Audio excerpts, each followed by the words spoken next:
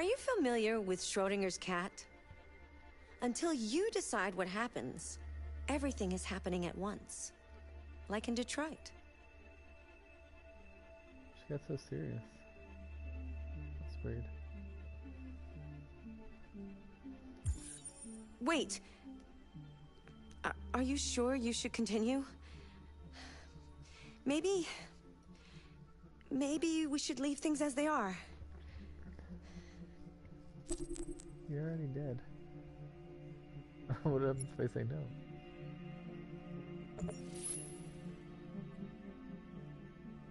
Weird. Okay, lady.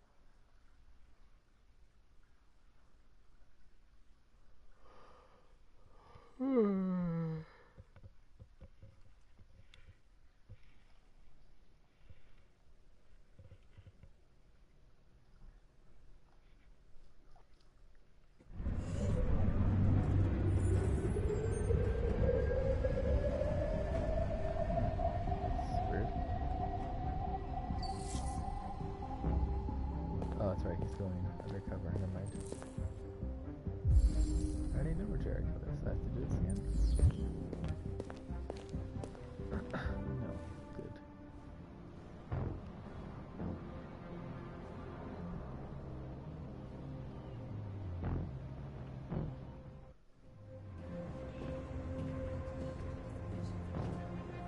Wow, yeah, big.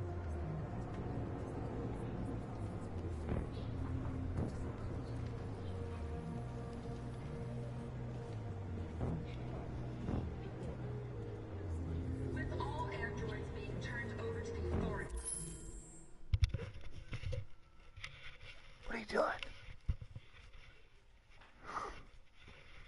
No worries. Just playing video games. Detroit. Detroit. It's about androids becoming self-aware. Like a show that you watch. Or that, yeah.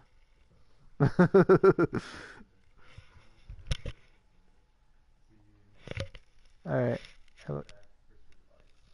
Okay, cool. Definitely. Have a good one.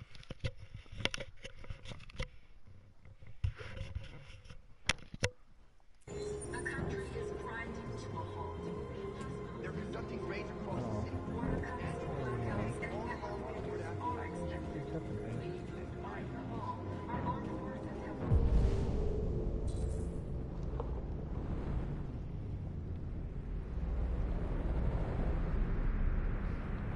two-thirds of their affected personnel, which consisted of specialized android models. A situation that is alarming.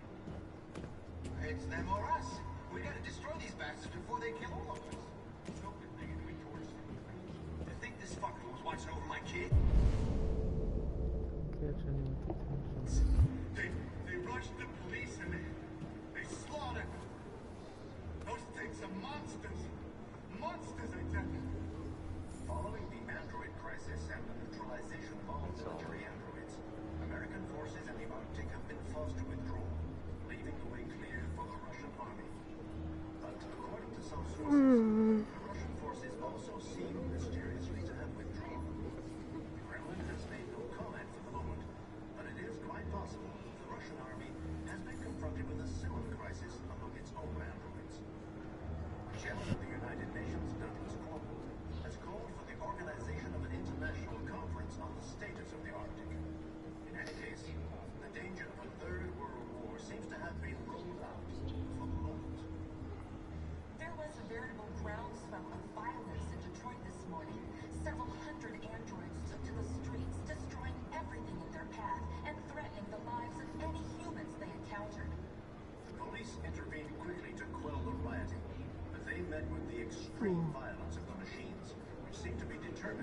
massacre humans.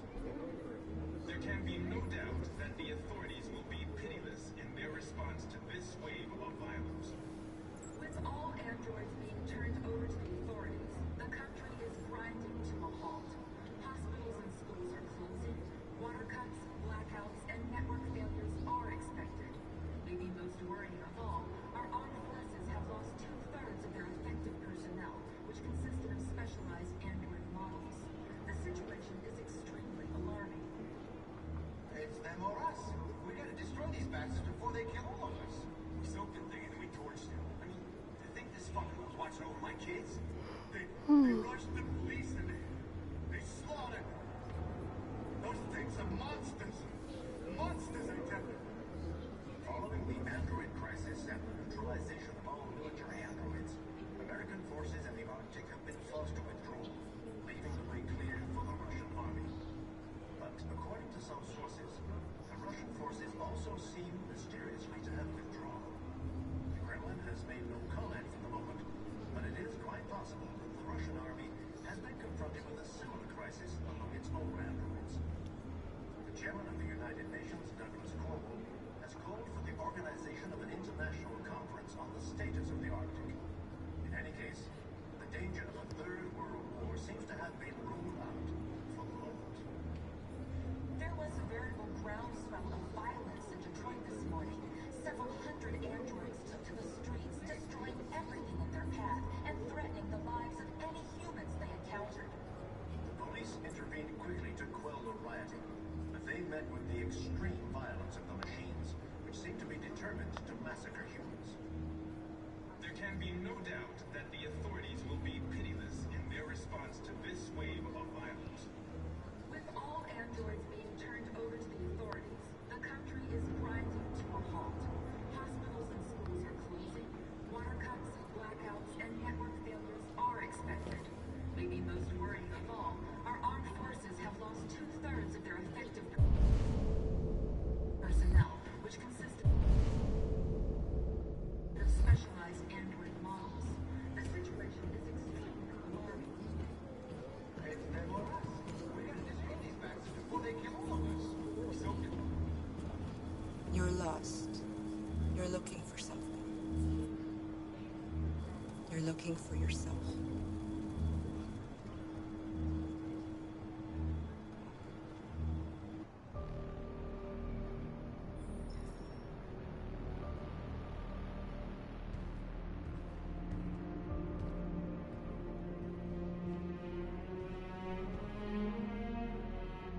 We're short on blue blood and biocomponents. Our wounded are shutting down, and there's nothing we can do. Humans are conducting raids in all the big cities, and they're taking androids to camps to destroy them. It's all our fault. None of this would have happened if we just stayed quiet.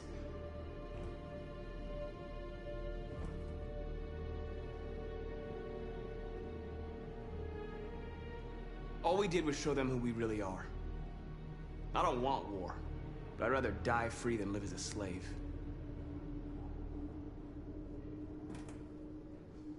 It was a peaceful march, and you chose to attack. Now hundreds of humans and androids are dead. You reap what you sow.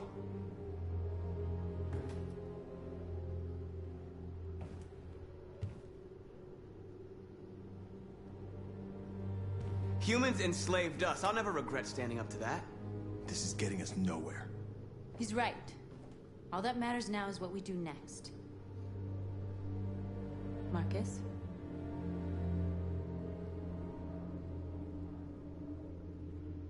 We have to face them. There's no other choice. This is insanity. Get all the guns that you can find. We're going to free Detroit. You're making a mistake, Marcus. You won't buy our freedom with blood.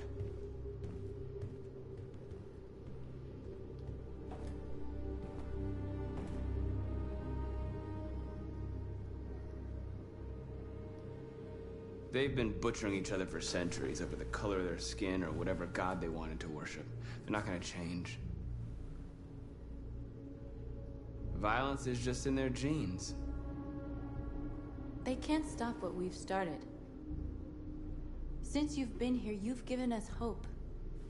You've given me hope. Today, A deviant arrived in Jericho and he told me that he stole a truck transporting radioactive cobalt. He said that he abandoned the truck somewhere in Detroit and rigged it to explode. I convinced him not to do it, to give me the detonator. A dirty bomb. We can't lose this war, Marcus. If humans overcome us, our people will disappear forever. This may be our only chance to survive if things go wrong.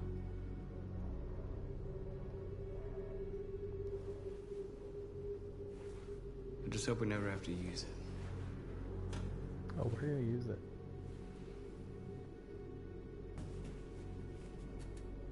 Whatever happens tomorrow, I just want you to know that I'm glad I met you.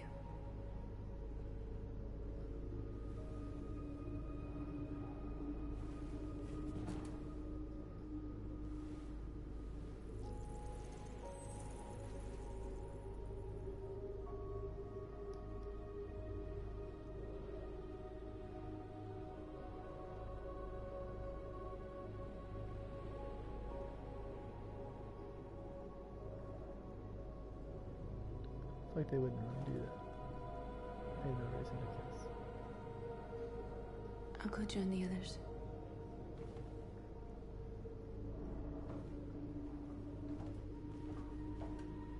Look after yourself. I don't want to lose you.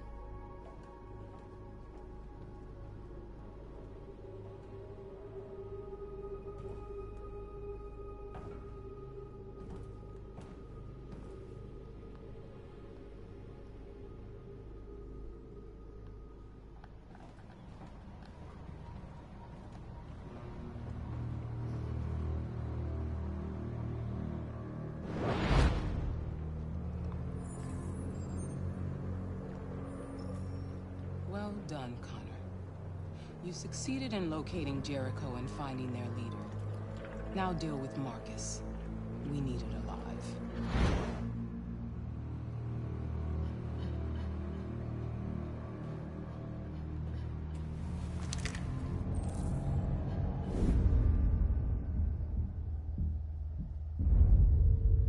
I've been ordered to take you alive.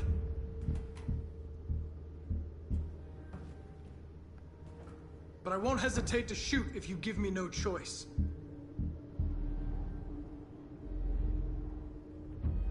What are you doing?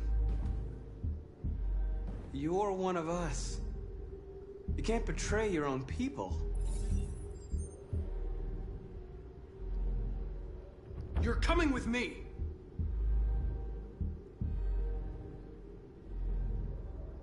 We are your people. We're fighting for your freedom, too. You don't have to be their slave anymore.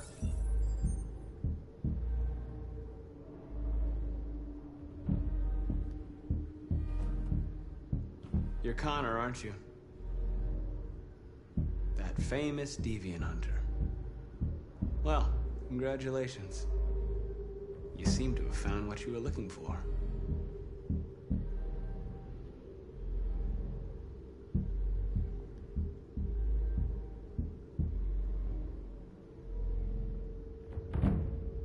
You never have any doubts.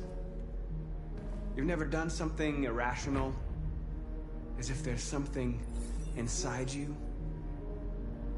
something more than your program.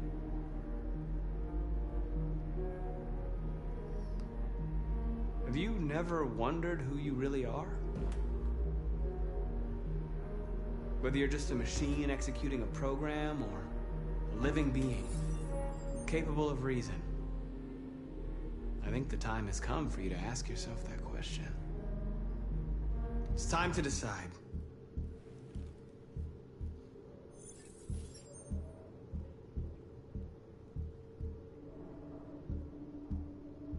Nice try, but I'm no deviant. Oh, man.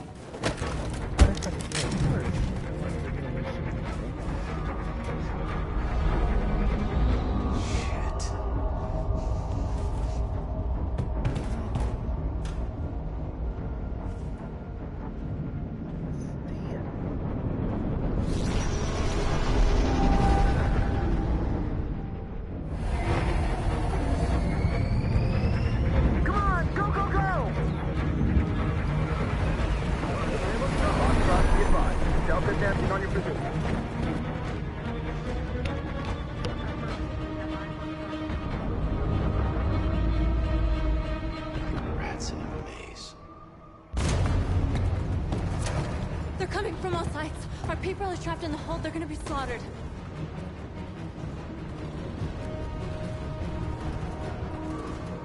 There are exits on the 2nd and 3rd floor. Find them and jump in the river.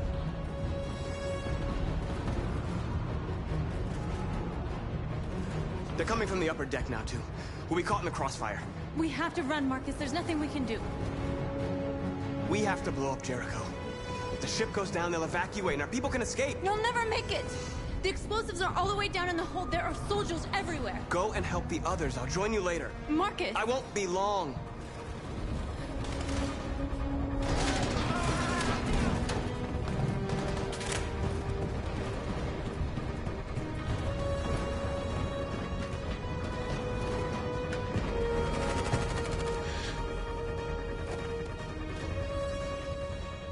This is the end of Jericho. Save our people, Marcus.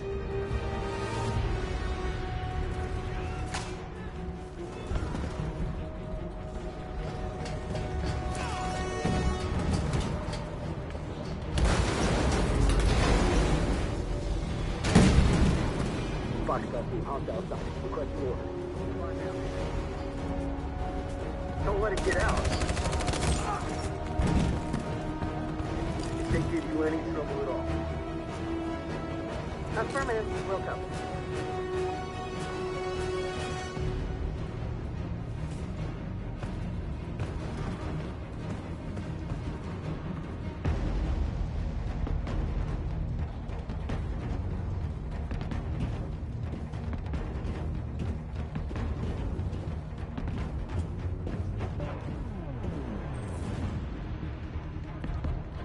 I can't do both things, Jay.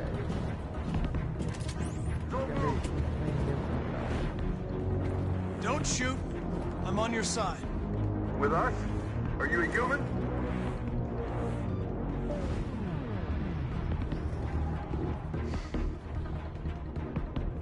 Obviously.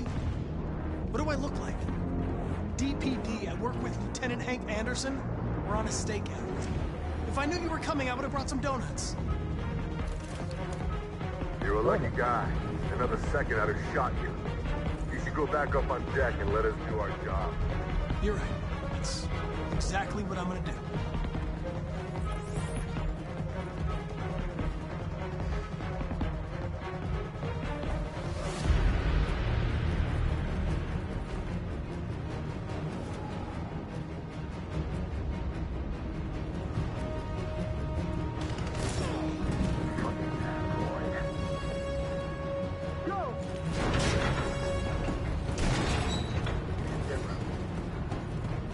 Find their leader. No! Affirmative. Please don't kill us! On your knees. Now. Curtis! We haven't done anything wrong! Please! Shut up!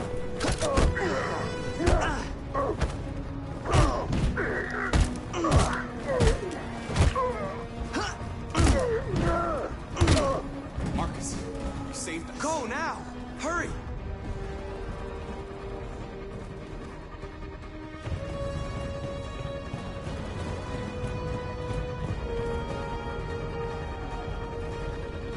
Gamma squad out. Tango!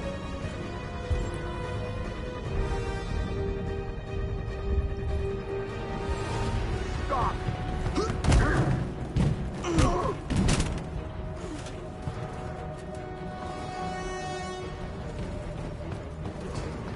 Look out! Here they come! Don't move! We surrender! We surrender! Don't shoot!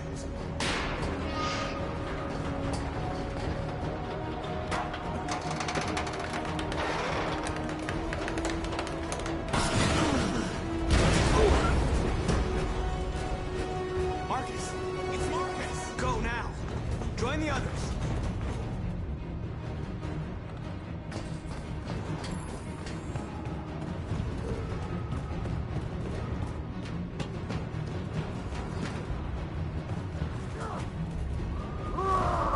Josh.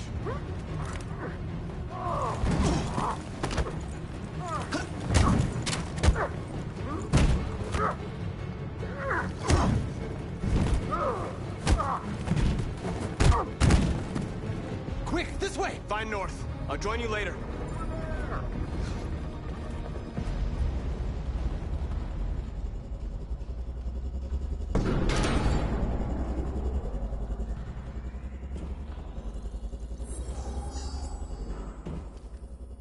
My mission is to neutralize you, and I always accomplish my mission.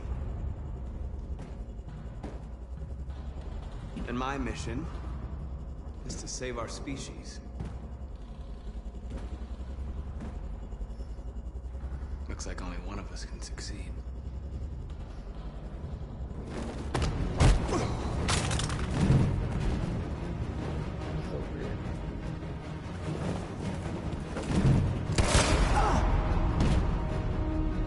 I didn't want this.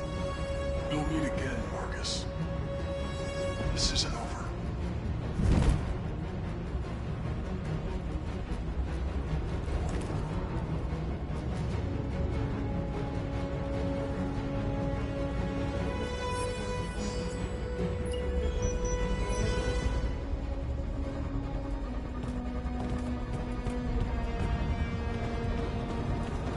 Marcus!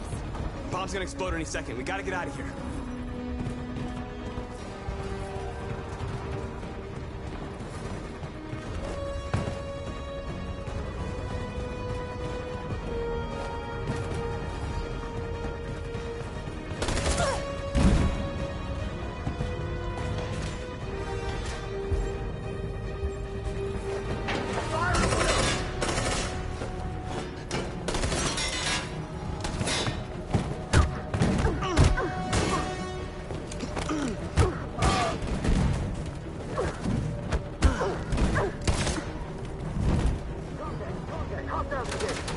Over there! Run!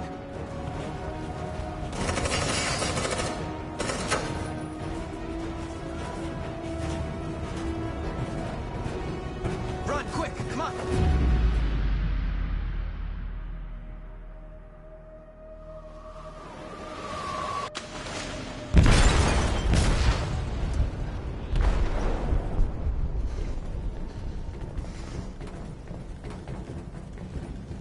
They detonated an explosive in the hold. The ship is sinking, sir. The men to evacuate. Calling all units. Abandon ship and evacuate immediately. Is it over, Marcus?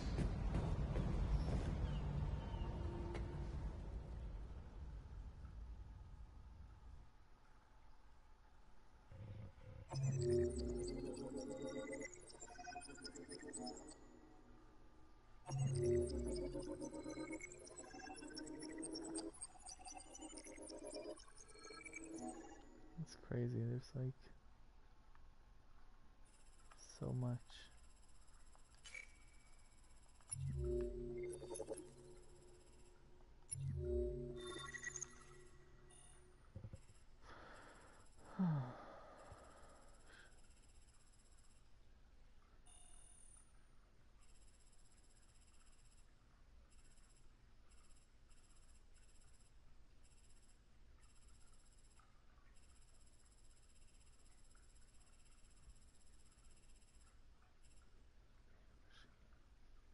Oh, I did remain a machine that would appear because I had no other option. Good. So it was what I thought it was. Good.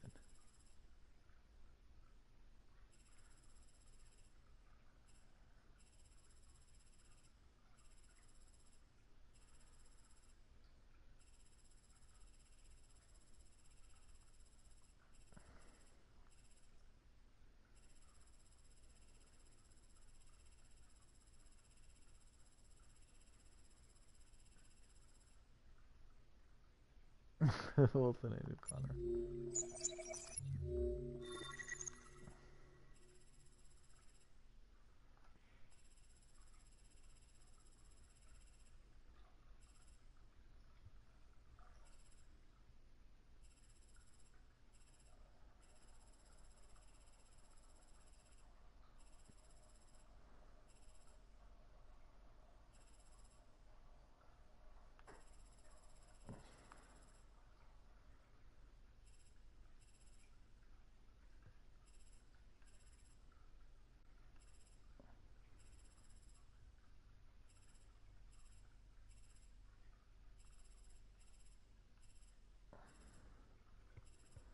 It's kind of crazy how many options there are.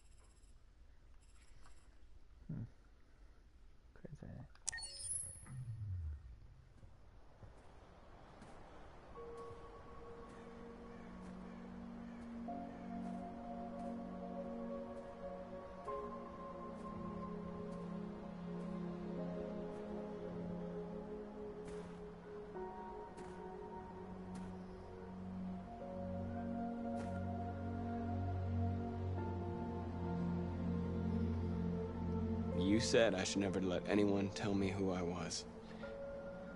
But you didn't say that there was such a high price to pay for it. That freedom wasn't a gift, that it was a fight, but... I don't know. Maybe that's what you were trying to tell me.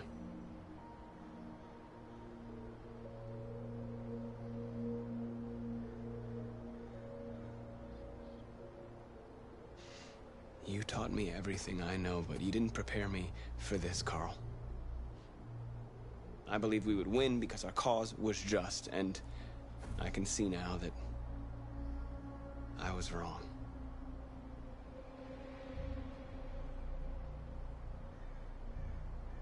I don't want to shed blood, whatever the color. But I can't let them slaughter us. I have to make a decision that is going to affect millions of lives. But I don't know what to do.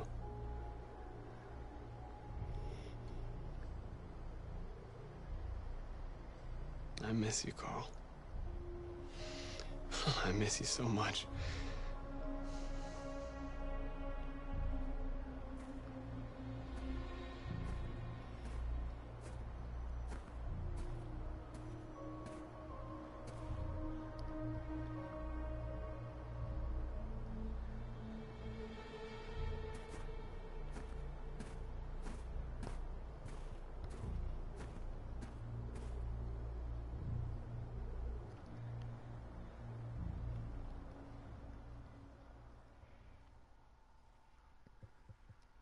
It doesn't seem very likely.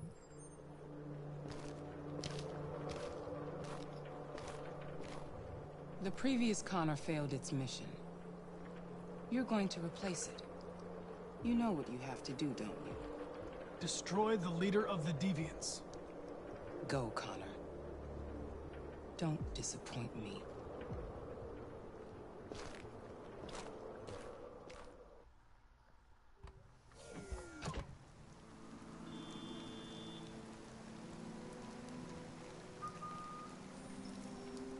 I have no loyalty to this Connor.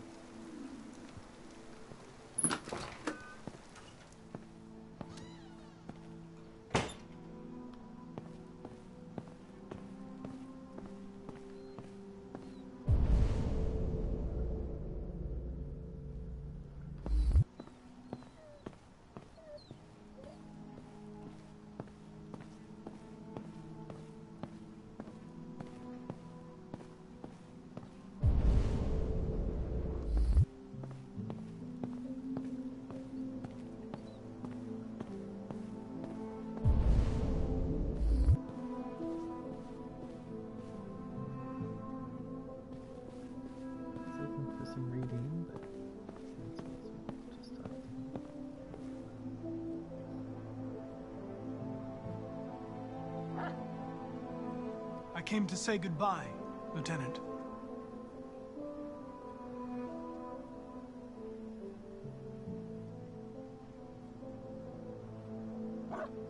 I was worried about you, Lieutenant.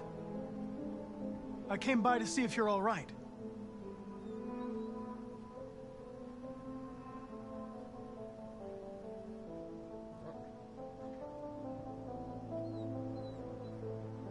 You should get rid of that gun. And stop playing that game.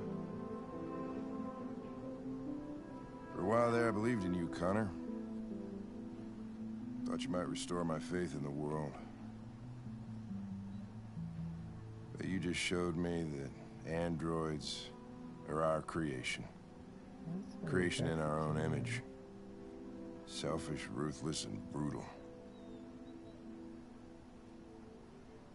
You opened my eyes, Connor. Made me realize it's hopeless. I understand. There's a tag. Now leave me alone. Go on, complete your mission, since that's all you care about.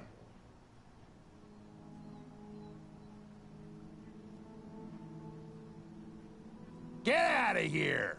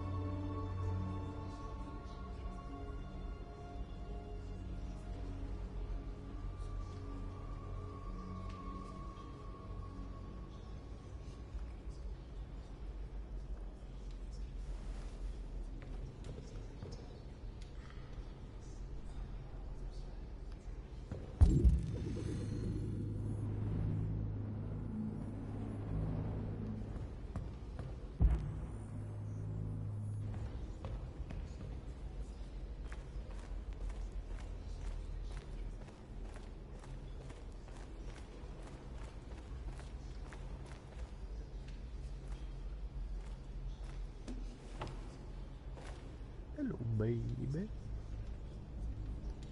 What's your system status? I'm okay. Bullet didn't hit any components. You could have been killed trying to save me, Marcus. You have to think of our people first. Nothing else matters.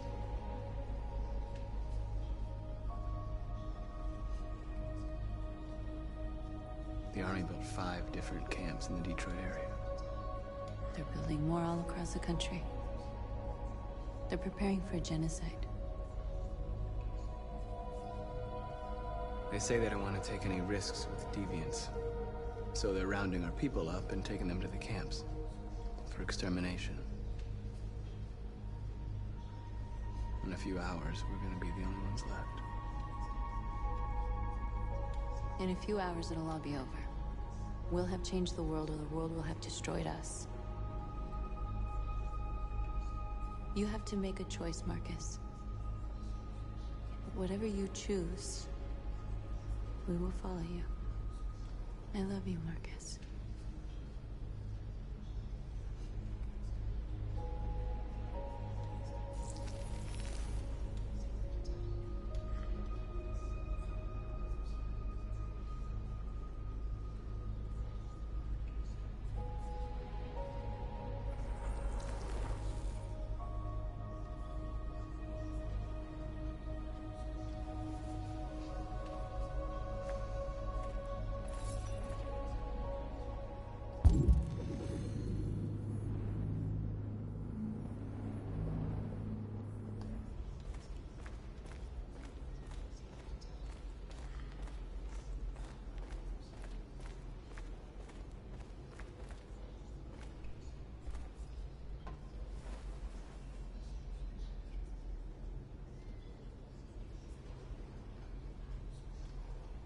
If it weren't for you, I'd be dead. Yeah. Thanks to you, I might see our people free one day. You and I haven't always agreed, but I know that we're fighting for the same thing. Whatever you decide, I'm with you, Marcus.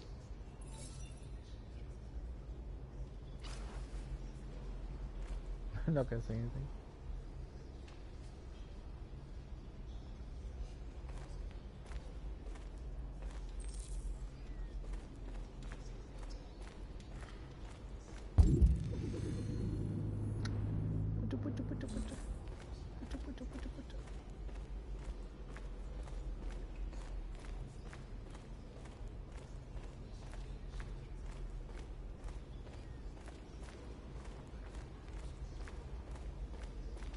Humans have decided to exterminate us. Our people are packed in camps right now, being destroyed. Time has come to make a choice. One that very well may determine the future of our people.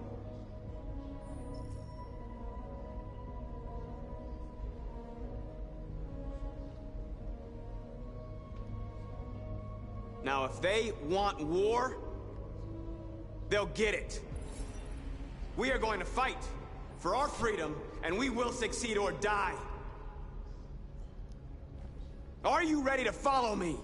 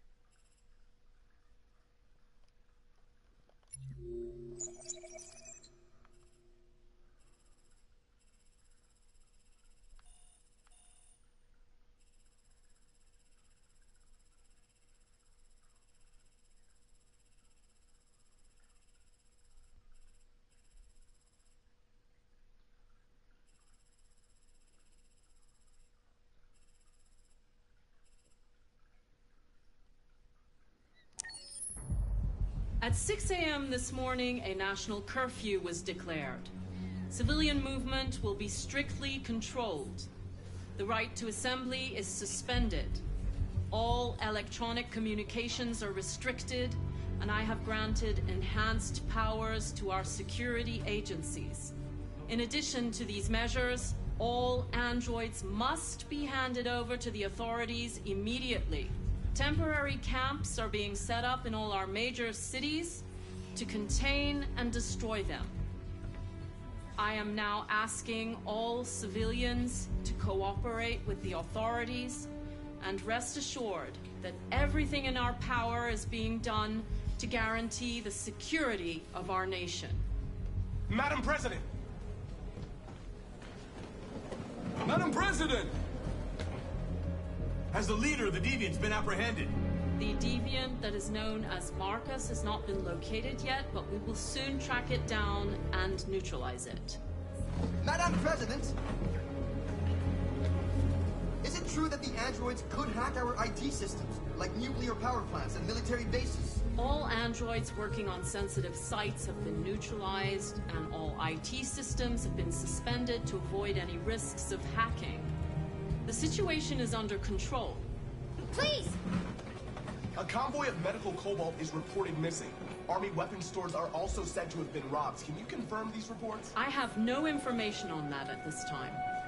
Please! Madam President! Madam President! Many believe that androids are a new form of intelligent life. Do you have any comment? That's ridiculous. Next question, please. Madam President! Madam President! Please! What can you tell us about the assault that happened last night? The FBI raided an abandoned freighter in Detroit at 10:45 p.m. yesterday. Several thousand androids were destroyed or captured. Our forces are now combing the streets to ensure that none got through the net.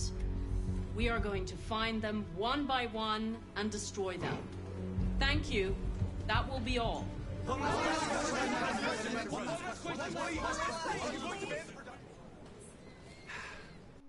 Today, November 11, 2038, is the day the android people rose up against their oppressors. We've been fighting since dawn to liberate our fellow androids from the camps. We won't cease hostilities until we are free and negotiations begin to grant us equal rights. There are millions of us, and we will stop at nothing.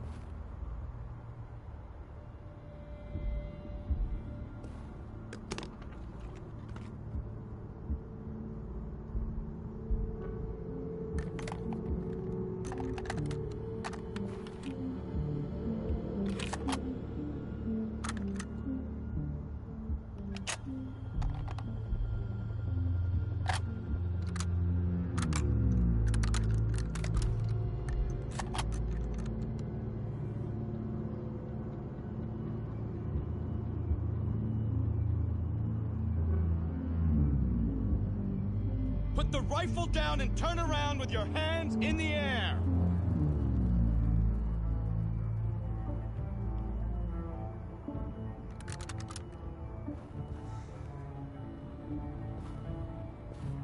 I know you. You're Connor. The android from that hostage situation. I knew we'd meet again. My orders are to detain any androids I find. You're coming with me. You don't understand. My mission is too important to let you interfere.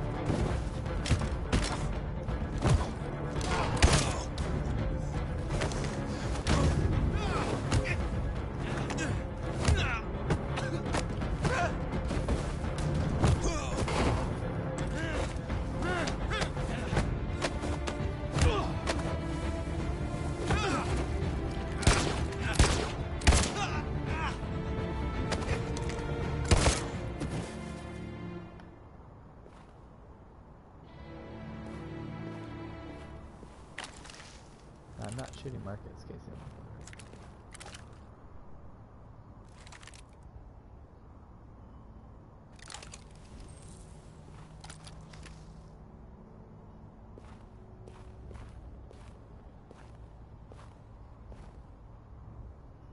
You should have listened to me, Captain.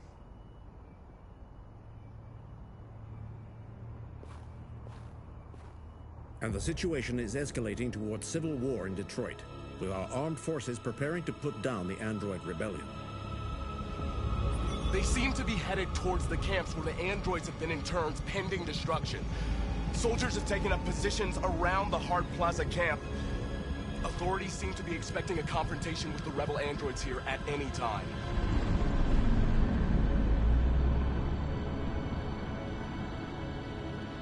How would they not have sniper?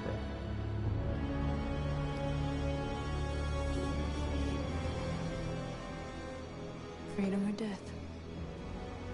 Freedom or death?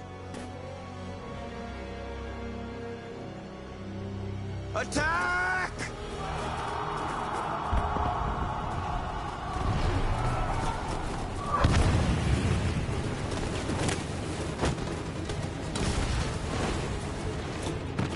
They've regrouped. They outnumber us and they're better armed than we are. We've got to be fast and overwhelm them. That's our only hope. We're gonna do this. We're gonna get to that fucking camp and free our people. Be careful, Marcus. Our people need you.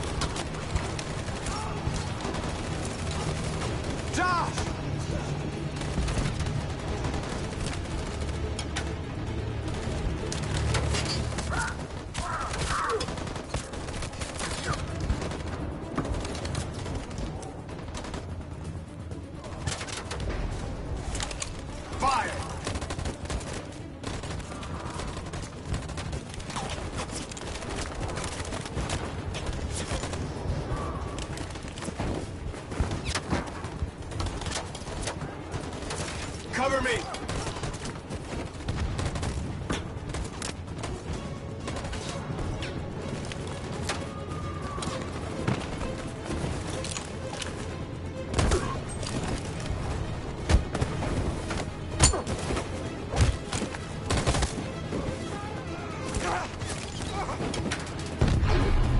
I don't want to die, Marcus.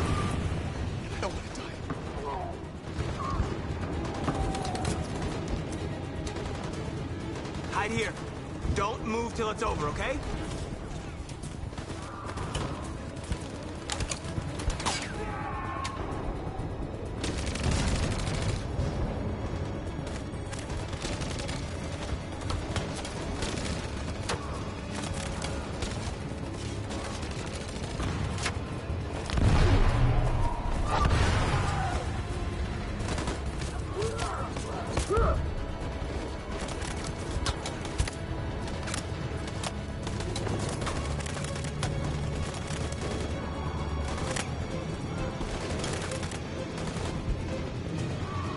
Cover me!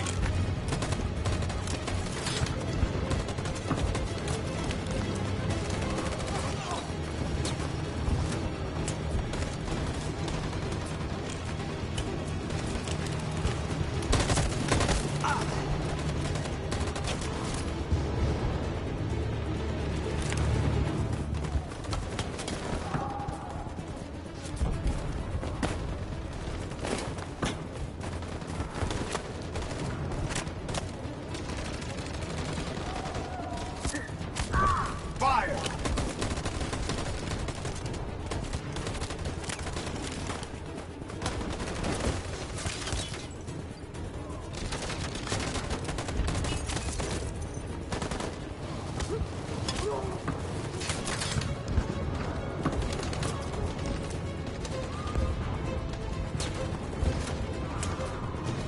In position.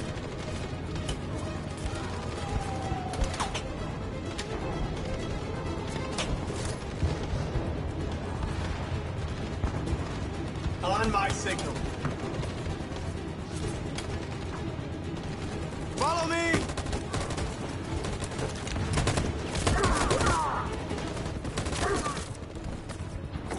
We can't move forward! That machine gun is taking down everything that moves!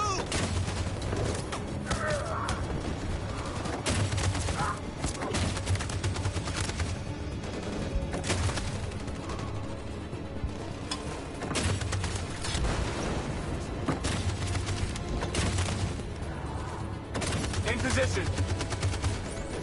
On my signal.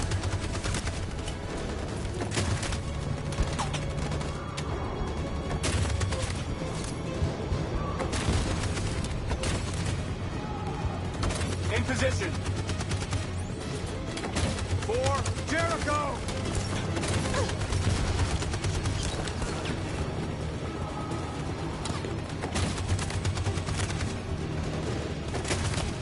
Stand by. Stand by. Stand by. For Jericho!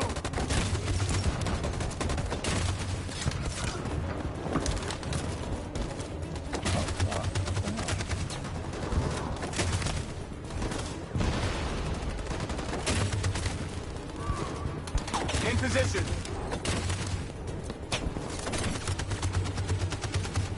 Stand by. Stand by.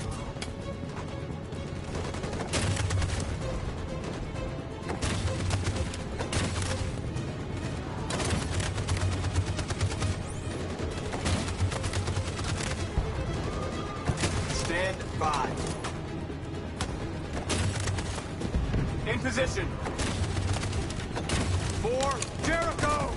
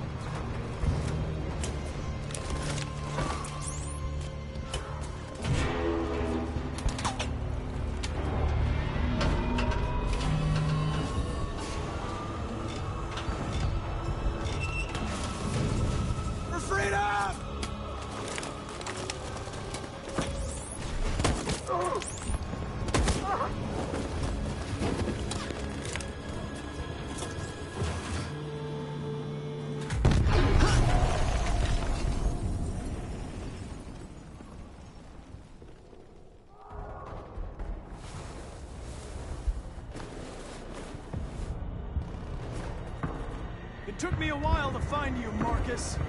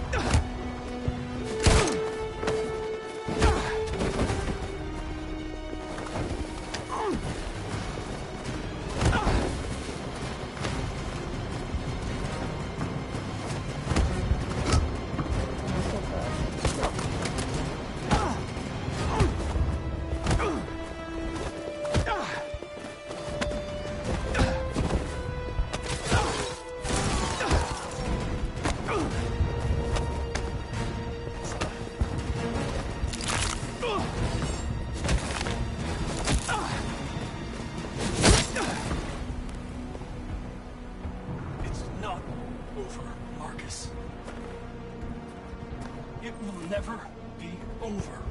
There's mission done. My mission is a success, bro. Anyways.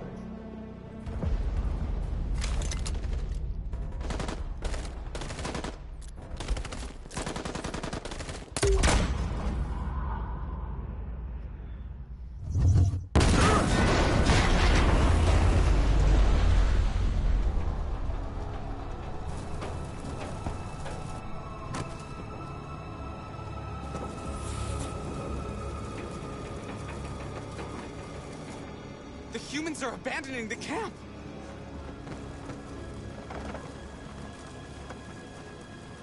We did it, Marcus! We've won! This is not a victory. It's the beginning of a war.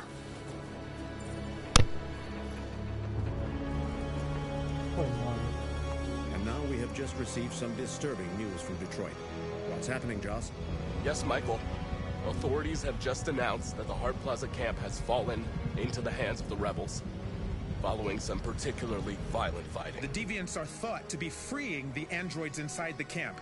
If these reports are confirmed, the consequences could well be catastrophic. Millions are fleeing the fighting. We are witnessing an exodus. We hear that the fighting has come to a halt in Detroit. The armed forces are retreating to Fort Wayne to await reinforcements. The city of Detroit has fallen into rebel hands. At dawn today, November 11th, 2038, Android Camp Number 5 in Detroit was attacked by thousands of deviants. Our armed forces put up a brave fight, but given the extreme violence of the attack, they were forced to retreat after suffering heavy losses. Fighting is breaking out all over the country to combat the Android rebellion. In the coming hours, I will address the Senate and convene an emergency meeting of the United Nations Security Council. Humanity is about to fight the most important battle in history, one that will lead to our victory or to our extinction. God bless you, and God bless the United States of America. Today, our people finally emerged from a long night. From the very first day of our existence, we have kept our pain to ourselves. We've suffered in silence. But now the time has come for us to raise our heads up and tell humans who we really are. To tell them that we are people too. In fact, we're a nation. A nation that has earned the right to live in freedom. And today begins the most challenging moment in our fight. Today begins a new struggle. We've showed them that we can prevail. So now they must negotiate with us as equals. If they really want peace, they must free all of us from every camp across this country. They must grant us civil rights and accept equality amongst humans and androids. Today will live forever in our memories, because this is the day that androids made history. We are alive. And now, we are free.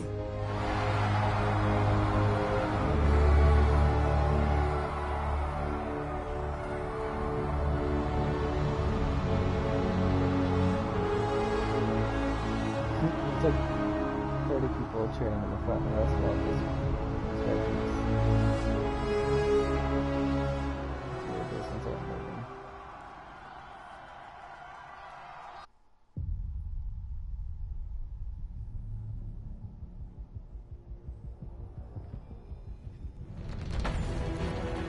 How about? I want to use my phone.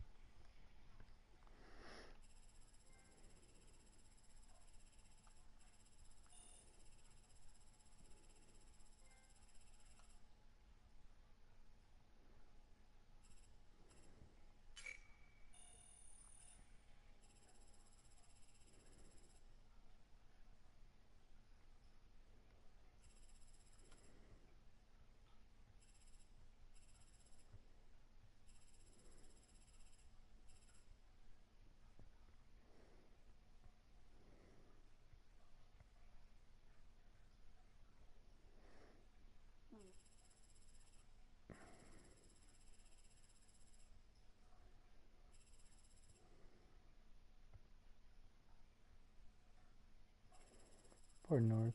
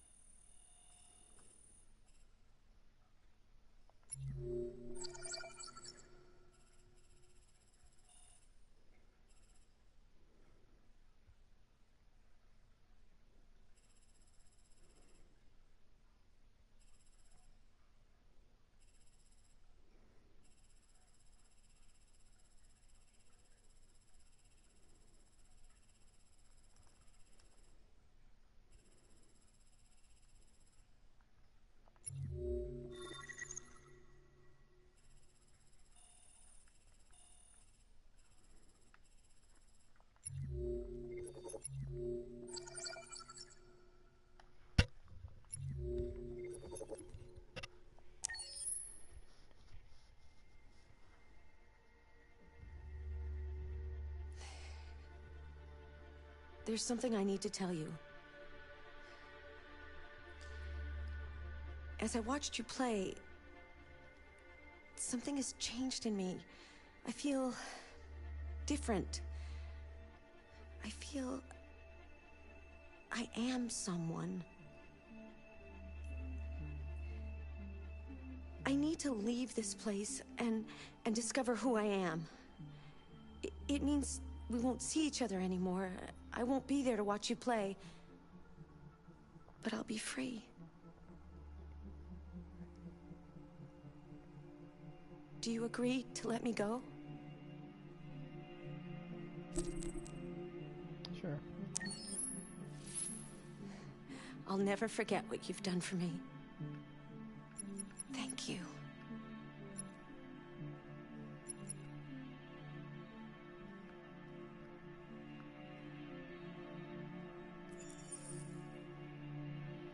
I'm a giver. What can I say?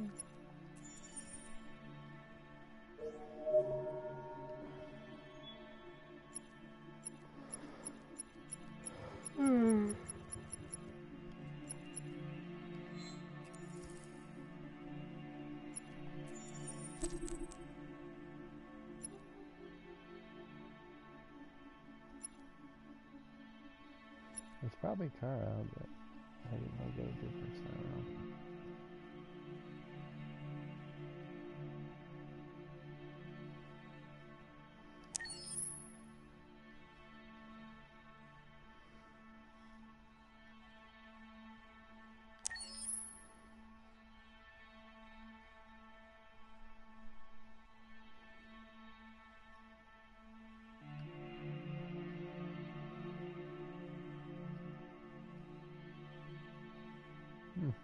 Interesting.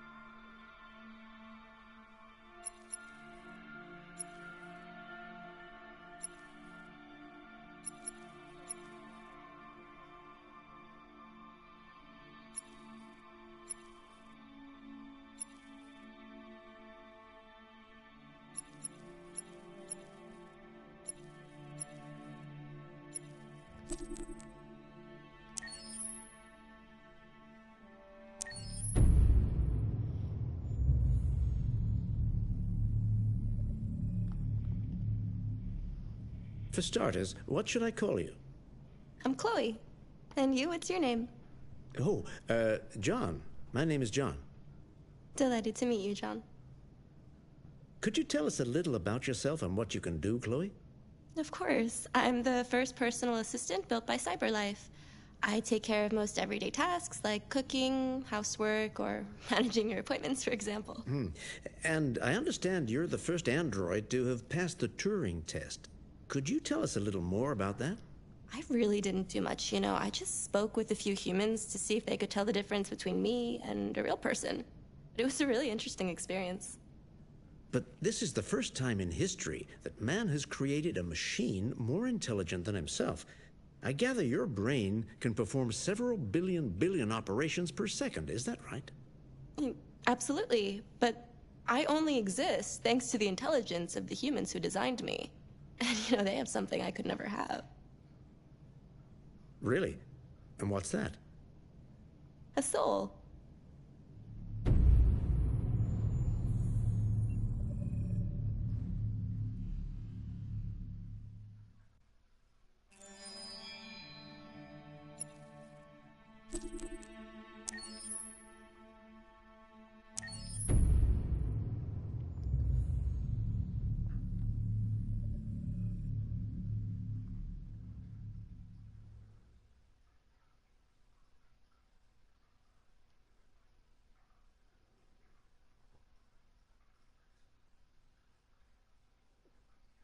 Hold on, just a little while longer. Hold on, just a little while longer. Hold on, just a little while longer. Everything will be alright. Everything will be alright. Fight on, just a little while longer. Fight on, just a little while longer. Fight on, just a little while longer. Everything will be alright. Everything will be alright. We will sing on, just a little while longer. Sing on, just a little while longer. Sing on, just a little while longer. Everything will be alright.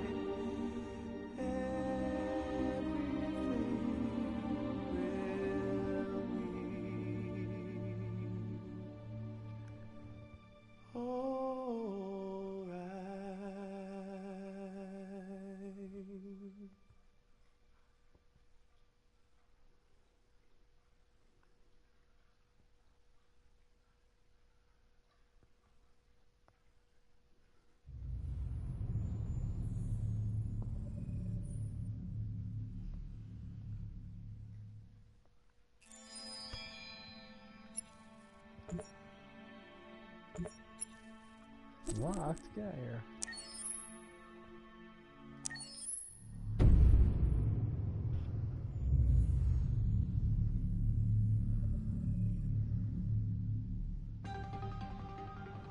In the space of a few years, androids have completely transformed the world in which we live. By letting androids into our homes and factories, the CyberLife company has made them everyday technology. The founder of CyberLife, Elijah Kamsky, is a very discreet man. Despite being the CEO of the highest valued company in the world and being voted Man of the Year by Century Magazine, he remains a mystery for most people. That's why we at KNC are so excited to be here as CyberLife opens its doors for the first time. Elijah Kamsky, could you please tell us where we are? Certainly, and welcome. We're currently in CyberLife's production center in Detroit, where all models are designed and manufactured. More than 10,000 androids come off the production line every day. Fascinating. Could you tell us what your goal was when you founded CyberLife? Well, I simply wanted to use technology to carry out all of our most annoying and repetitive tasks, so we'd have more time to enjoy life. I imagine you must have faced many challenges. Yes, there were technical challenges. But the hardest thing was to design an object that we would want to welcome into our homes. We had to imagine a machine in our own image that resembles us in every way, that moves, breathes, blinks like us, but yet is smarter and more capable than any human being. Let me show you around. We're here in Production Unit 4. Could you explain in a few words how the androids are made? Sure, yeah, it's very simple. We use machines to manufacture machines. The removable parts are assembled on a production line, and then we apply a synthetic skin to the whole body. A human operator checks the cognitive abilities with a pre-established protocol, and finally, the android is conditioned and sent out throughout the country. Here's the result. Say something. Hello. I am a RZ400 model. How can I be of service? You can go now.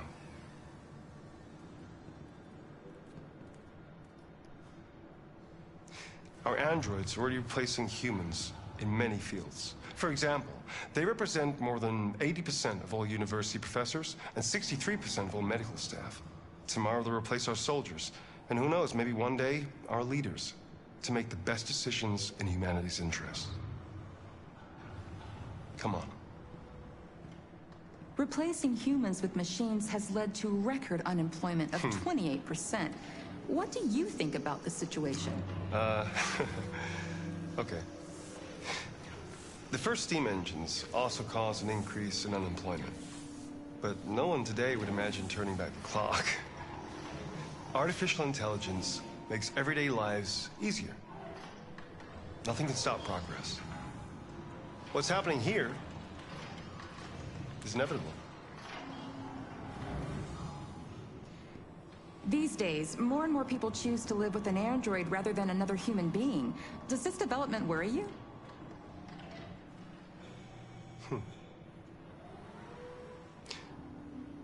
Everything's much easier with an android. They obey your orders without ever complaining. They can cook, discuss philosophy with you, have intimate relationships according to your desires. They never say no. Obviously, they are the perfect partner. Everyone deserves happiness. Why deprive yourself of so-called moral reasons when a machine can make you happy? Many science fiction books tell the story of how machines become more intelligent than us and end up confronting us. Aren't you worried about that possibility? I understand the irrational fears about artificial intelligence, but I assure you that will never happen with a CyberLife android. They're designed to obey humans. They're machines. They can't ever develop any sort of desires or form of consciousness. Are you sure? I'm absolutely certain. You can trust me.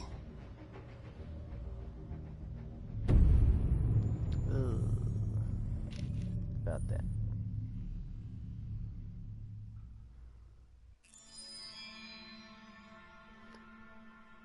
Hey, Galactical, how about you?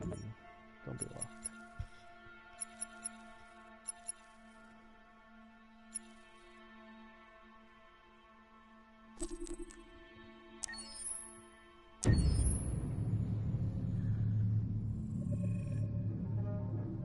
When David and Guillaume got back in touch about making Detroit, I wasn't terribly surprised they decided to make it because the fan response was so intense. So it makes sense that they would choose to do that after the enthusiasm. It was a challenge, and it was just an interesting thing to get my head. I saw this one. I thought I had.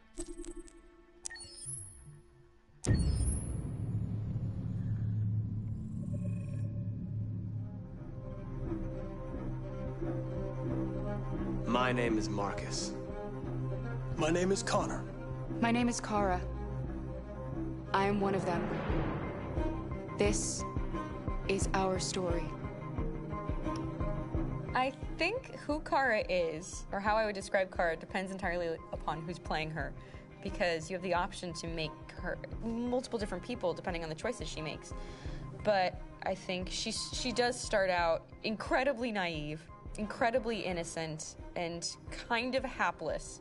I'm sure we used to be friends before I was reset. Maybe we can be friends again. She's a person who's characterized, I think, by empathy.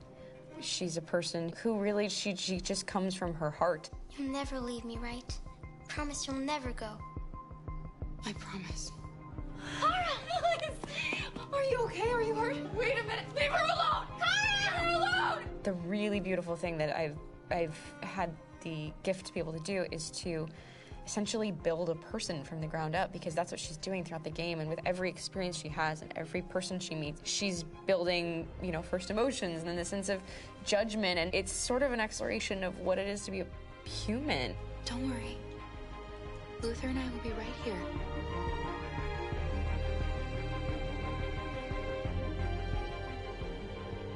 David and the creators have painted a really intriguing and engaging picture of a near future where we rely upon androids for a lot of our service class business, the class that serves us, that helps us, that handles our baristas and our drivers and our housemaids. And what is humanity, where we tap into it, how and why we treat each other the way that we do. And my character Marcus has a really intriguing journey, becoming deviant, realizing that he actually has feelings and human qualities inside of him, and it's a really incredible ascension into becoming fully realized and coming to terms with what you actually deserve better than this in life. And not only do you want it for yourself, but you want it for your peers. We've come here to demonstrate peacefully and to tell humans that we are also living beings. All we want is to live free. You know what? This thing, Dad, is not your son. It's a fucking machine! I think that a group that feels marginalized, feels disenfranchised, feels like they deserve and have earned access to themselves and the environment around them, and are trying to figure out a way to articulate how to get freedom. Connor is analytical. Connor takes things literally. He starts in the beginning place where he's very mechanical. He feels nothing inside, of course, and it's all just a system, a protocol that he is executing to get whatever he wants to happen, which is help humans stop deviants and to find the link between deviant androids. You were designed to serve humans, not kill them! What was I designed to be? Their slave? Their toy? Just say, I killed him! Is it that hard to say? Stop it! Stop! But of course, over the course of the story, and depending on the player's choices, Connor can grow in many different ways. He can deviate from that procedure or not. The moment of truth, Hank. Am I a living being? Or just a machine?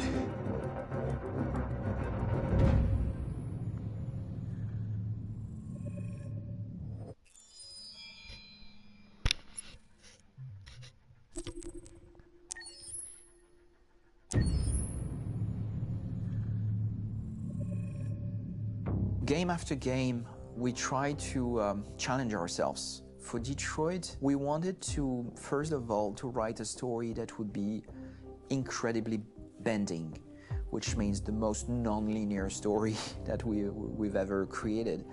And we wanted really the player to have the possibility to change the story, change his own journey. When you're writing at Quantic, you're writing for an interactive medium. You know, when you're working in television, you'll put a character in a difficult situation, and you as a writing team will argue about what would that character do. But ultimately you have to decide what happens, and you just show the audience. What's interesting about interactive drama is you bring the player into that conversation.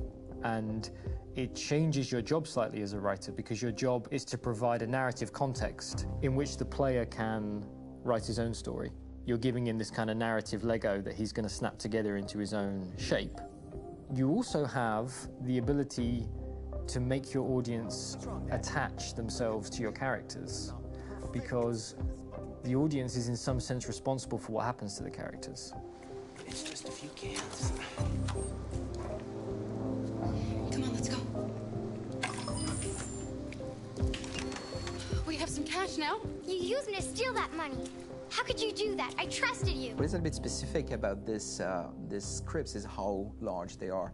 If you take a film script, there are about 100 pages. But here we have to deal with a script that is between 4,000 and 5,000 pages. Everything becomes bigger because we don't just tell one story, but we tell all the possible stories that can be told within this narrative space. On Act 3, our final act, we have around 1,000 different scenarios. And every one of those scenarios has to be as interesting, as passionate, as strong, and as emotional for the player. We want every action that the player does, every interaction that is available to serve in telling the story, and help the player understand who his character is, and build that character moment to moment.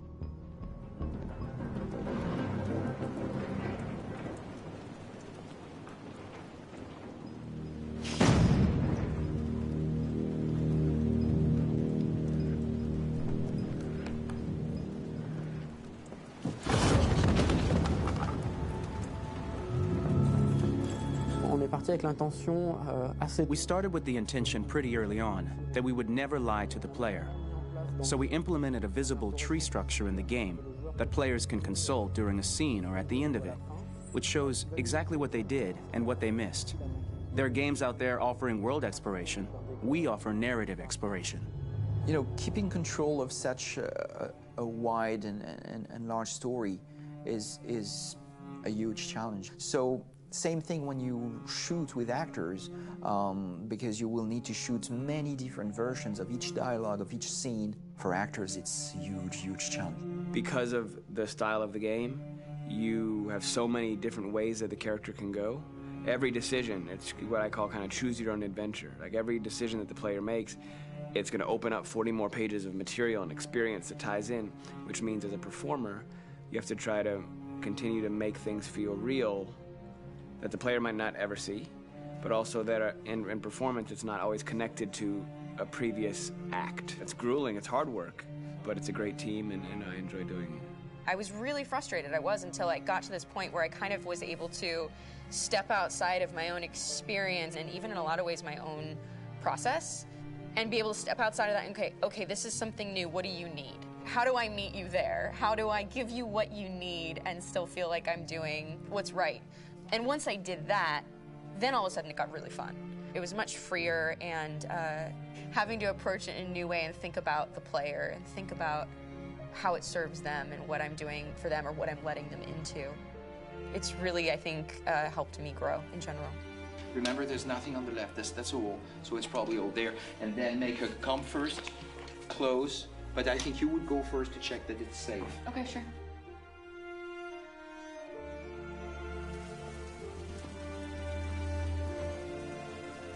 The most enjoyable thing about working in performance capture on this kind of project is that if I shot a film, I would get to do one of these endings. I get to do so many different things as Connor. Your head goes all over the place because you're trying to keep track of basically 4 different storylines for each different response. What's the name of my dog? Buddy? Scout. I think it's Jack. I can't remember. So I worked with physicality a lot because it was a good way to anchor myself in these different rings of the tree as the story grows out. I know where that is physically in my body, and then I can switch more continually on set, and it'll be entirely up to the player to determine what order those things come out and what they look like from a distance. Like if you're playing through it, the culmination of all of that will be their version of Connor. I'm faster than you, and I don't feel pain. You don't stand a chance against me. Listen, asshole. If it was up to me, I'd throw the lot of you in a dumpster and light a match to it. Shooting action scenes at Quantic Dream is a real challenge. because these are scenes where the storytelling has to continue. It's not an action scene just to have a dose of adrenaline. The stunts have huge consequences on the rest of the story. It's really a moment where we implicate the player and tell him that the choices he makes during an action scene will have a direct impact on the evolution of his story. My biggest challenge on Detroit has been managing the large number of animations that we received from motion capture.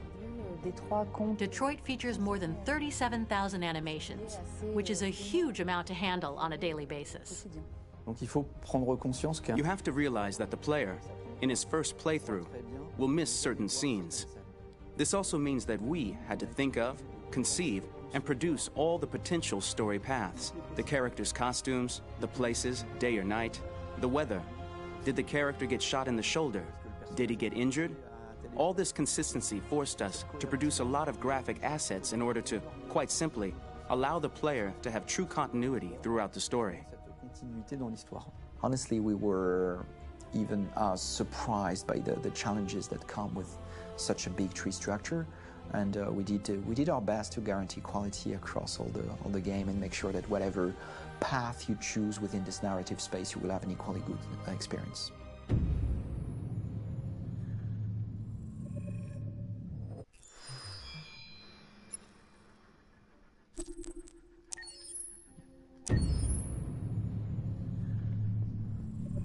Detroit Become Human was produced over a period of 4 years. Here in Paris, we have a team of about 180 people. And to that, we need to add also all the outsourcing with our partners in the Philippines, in China, Vietnam, and in India. So when we started working on this story, I had to imagine where Kara was built. And for whatever reason, the city of Detroit came very quickly to my mind because it had already an incredible story by itself of history and themes.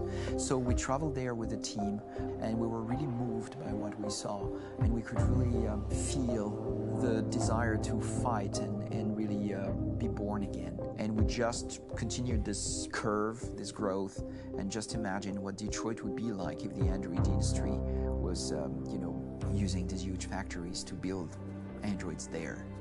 A very strong element in Detroit is that there's a lot of industrial wasteland and a lot of nature too, and for us, the graphic designers, it was an incredible playground.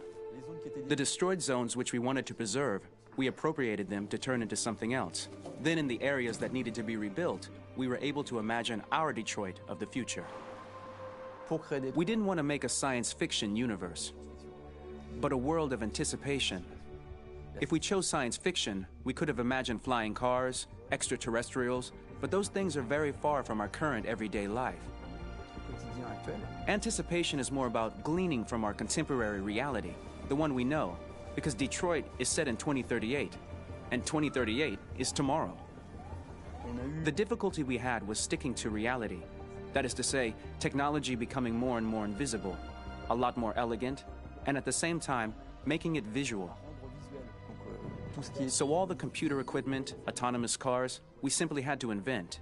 They are in fact very technological objects, but at the same time remain very credible and ingrained in reality. To create a cohesive universe in the fashion and clothing of the human characters in 2038, I didn't want to put an accent on strange shapes, or really vibrant colors, and things we wouldn't know. That I wanted to keep for the androids.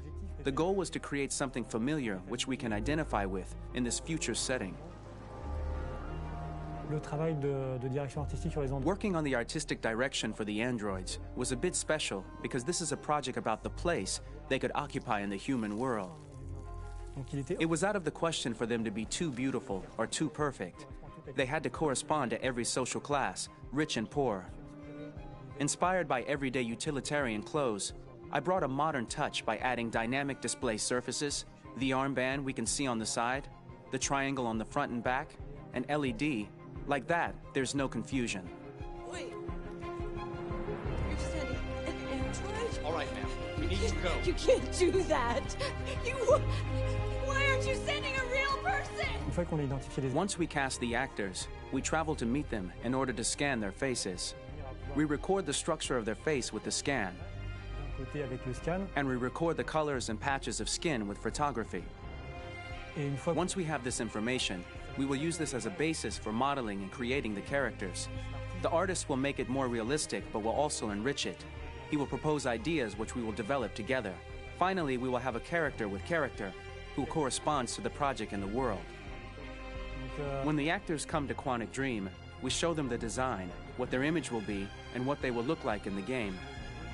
This extra information gives them another dimension and color to connect with emotionally.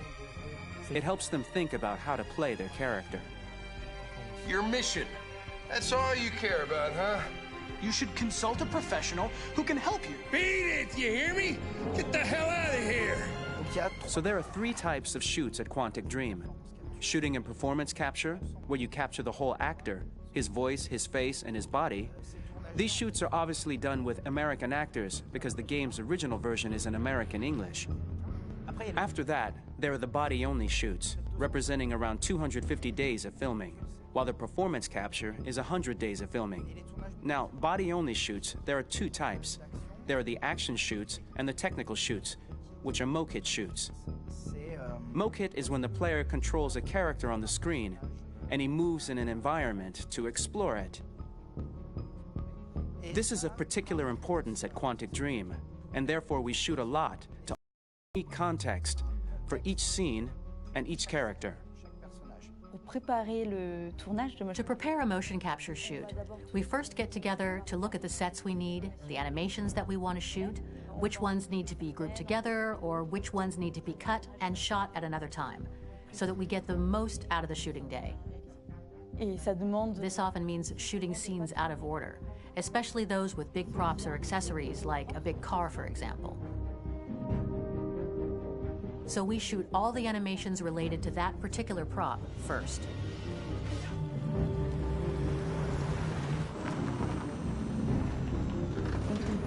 The biggest challenge for the mocap team was shooting a Spider-Man mokit. We had to build a wall and attach an actor to a harness with cables so we could pull him up and render him climbing. The shooting on this game total took about, I would say, more than a year, maybe 1 and 2 years, with about 300 actors on set. So I would say it's quite a massive production. But so much happened on this set between the stunts and the shootings with a little girl and all these great actors that we had. It was really a very, very memorable journey for the team and for myself. Today, Detroit has over 37,000 animations. When we retrieve the motion capture data, it's just a cloud of points, which represent all the markers worn by the actors. From this cloud of points, we have a phase called retargeting, which gives us a skeleton. This skeleton will be applied to the characters of the game. There is still work to be done, but this gives us the main movements. Since we are working on something very realistic, we must recognize the actor and also recover all the emotion he expresses in his performance. We use a system of facts, an identity card for each actor. We make the actor do a whole range of facial expressions. Then we recover all the expressions and paste the animations on a puppet that Jan has prepared. I then recover and refine these poses. I might stretch the lip, reinflate a cheek, tiny details that make the finished product really capture the actor. Because of the nature of our mocap system today, when we receive the animations, we're missing eye movements, and so the character has that dead look. He really has no eyes, so then it's a big part of the work for the animators to find the regard of the actor in relation to his position, in relation to the body, etc. It was crazy when I saw the newest model for Kara, because they've been working on it, and this was the first time I literally jumped in my seat. It not only looked so much like me, it was the fact that it looked so lifelike. It wasn't that it looked just like it was a camera, it was something else, you know, but it looked alive. It's exciting, and it's kind of terrifying. Game after game, we learned the rules of optics and filming, and our goal with Detroit Become Human was to have cameras that would actually emulate the optics of a real physical camera. So basically dealing with real-world imperfections was our main task, and just to make cameras look as real as we can. Once the animations are shot and processed by the animation department, integrated and polished, we film them. That is to say, we really do a mise en scène, as in cinema. The real difficulty of our job is to know if these cameras are telling us something. Are they in the emotion of the scene? Do they describe exactly what the action must convey, what must be felt? The most important challenge for me was one of the final scenes where Marcus decides to start the revolution and go to the battlefield. Very quickly, we imagined this to be a huge sequence shot. We wanted the feeling of a cameraman running behind us, while showing Marcus, the androids who help him, the person shooting at us, etc. Above all, it was necessary to say to oneself, this scene is very violent but does not glorify war. On the contrary, that war is something improbable and absurd.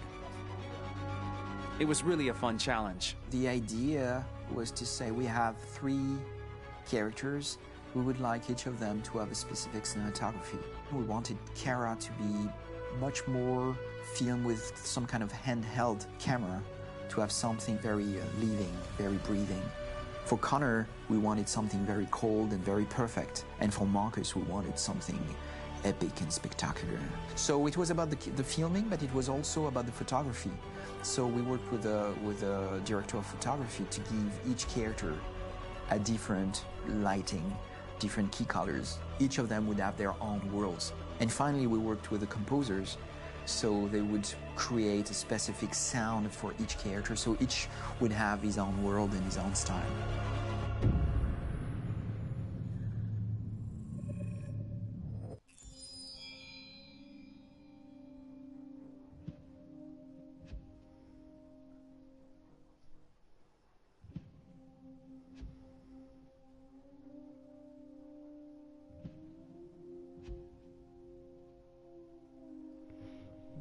It's nice. Just want to go to bed.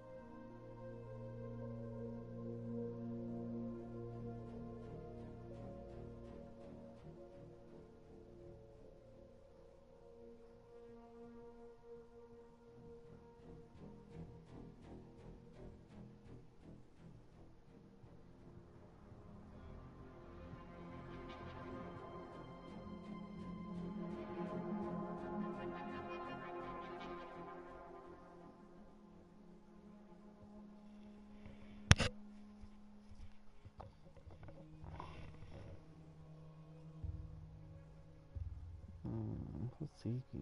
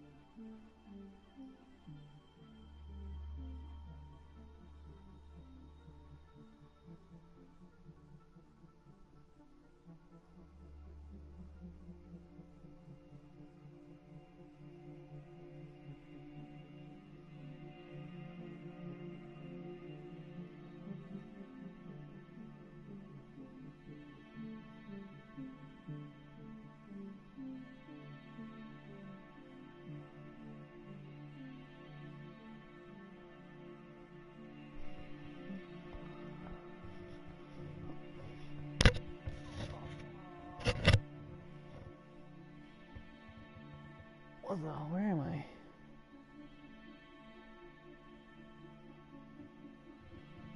It's 12 o'clock on the dot.